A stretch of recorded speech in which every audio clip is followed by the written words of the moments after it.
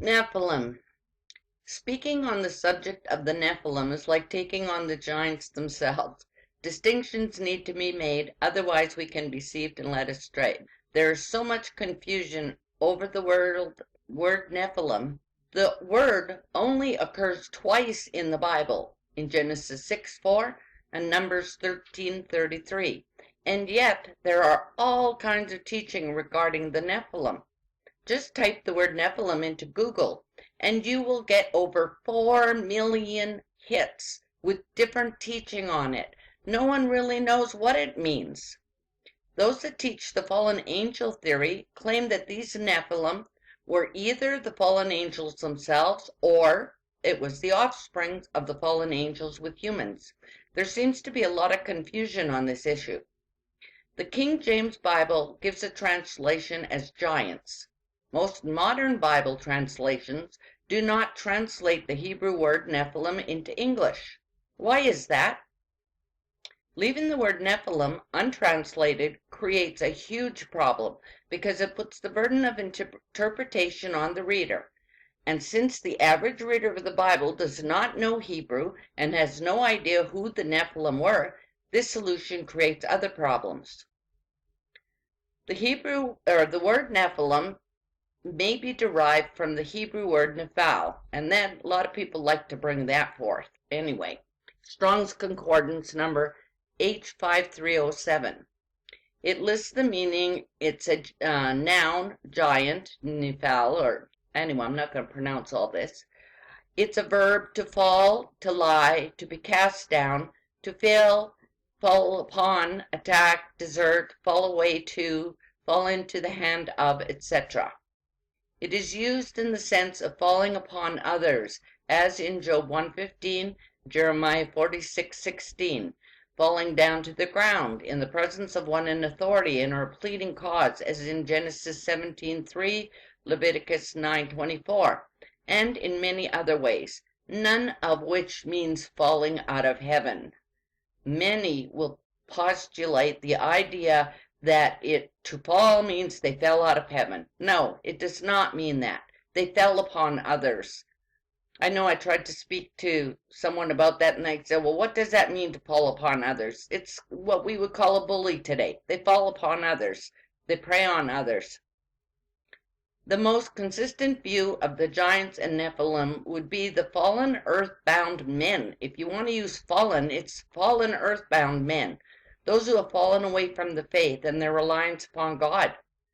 What we'd call apostasy. There'd be a Nephilim today. There'd be an apostasy in the last days. Giants, Nephilim, could have been large in stature, but does not necessarily mean that they were all giants. They could have been just violent bullies who oppressed people, and maybe they were a little larger than others, and that gained them a distinction. They may have become mighty men of renown because of their size or their reputation. They had no special powers. They were just big and bullies. If you read Genesis 6 in context, the Nephilim were not the sons of God, and they were not the result of the union between the sons of God and the daughters of men. They were just in the earth in those days. Read it again if you don't believe it. Therefore, it is more proper to understand the statement about the Nephilim as an explanatory parenthesis. It was during the times the Nephilim were on the earth that the sons of God married the daughters of men. Thus, neither the sons of God nor the mighty men had anything to do with the Nephilim. When it says they were mighty men, it is referring to the children born of the union between the sons of God and the women, not the Nephilim giants. Numbers 13:33 uses the word Nephilim instead of giants twice to describe the sons of human parents, not angels. The human father was Anak, and this you can see in Numbers 13, 22, 28, 33.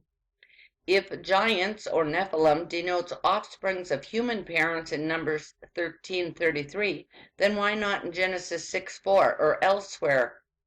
We have another theological problem with the fallen angel view when we take a closer look at the Anakites, or the sons of Anak, which come of the giants or the Nephilim. That word is used so much interchangeably. That's why I put both of them. Anyway, according to Numbers 13:33, the Anakites were not completely wiped out by Joshua. Joshua says in Joshua 11:22, no Anakites were left in Israel territory. Only in Gaza, Gath, and Ashdod did any survive. The Bible never records their line ending. Thus, there is no reason to assume the descendants of Anak are not still living today. In fact, they have probably interbred with many other people groups since then. This problem has been challenged because the reference in Numbers 13:33 is part of the bad or evil report spread among the Israelites. Was the information false about the Anakites being giants or Nephilim?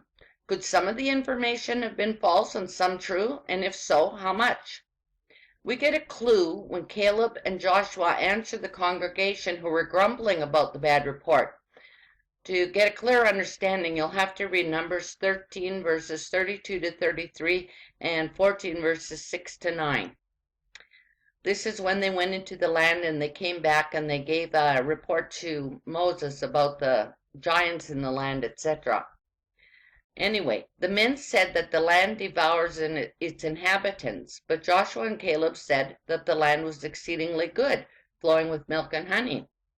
The others said that all the men were of great size. The spies seemed like grasshoppers, but Joshua and Caleb told them not to be afraid of the people of the land. Joshua and Caleb didn't really comment on the size. There may have been some giants there, and that's why they were afraid of them, but the way it is expressed seems to suggest that they were exaggerating the greatness of the giants and thinking of their own smallness. They were imagining them much bigger than they really were, because it says, as we were in our own sight as grasshoppers. Joshua and Caleb did not dispute that giants were there, but it reveals that the giants can exist without being the offspring of sons of God.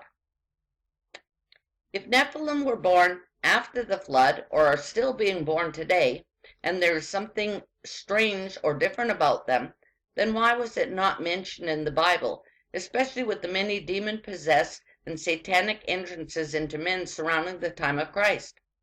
In this view, any of us could potentially be Nephilim. If the Nephilim is part angel, where does that leave spiritual warfare? People will be deceived into thinking that they have no spiritual tools at their disposal. Also, what are you going to do with the salvation of a half angel, half man? There is no means of salvation for angels, but there is for man. Became Gibbor, mighty men, men of renown. Genesis 6:4. And they bare children, and they became mighty men, or Gibbor, which were of old men of renown. Genesis 10:8. And Cush begat Nimrod, and he began to be a mighty one, or Gibbor, in the earth. Those that support the fallen angel theory say that Nimrod began to become a Gibborim, just like the children born to the sons of God and daughters of men. They equate the word mighty with the Hebrew word Gibbor. In their thinking, becoming a Gibborim equates with the process of becoming a giant. Perhaps the most damning piece of evidence for this theory is that there are other Hebrews that are described as Gibborim. By the way, Gibborim is just plural of Gibbor. But not once does anyone try to make the claim that they turned into Nephilim or turned into these weird half-breeds. Gibbor in Strong's 1358 is strong, mighty one, brave, warrior, tyrant, champion, chief. Judges 6:12 says, And the angel of the Lord appeared unto him and said unto him, The Lord is with thee, thy mighty man of valor. In the above verse, the judge Gideon is called a Gibborim. If we are applying the definitions consistently, and not just where they make for the best controversy, then we can only conclude that Gideon was turning into, or had already been turned into, a giant, or a half-breed, half-angel, half-human. Zephaniah 3:17. The Lord thy God in the midst of thee is mighty. He will save, he will rejoice over thee with joy, he will rest in his love, and he will joy over thee with singing. Here we have God being referred to as a Gibborim. So once again, if we apply the definition equally, we have to conclude that God is the same type of giant that we are led to believe that Nimrod was turning into.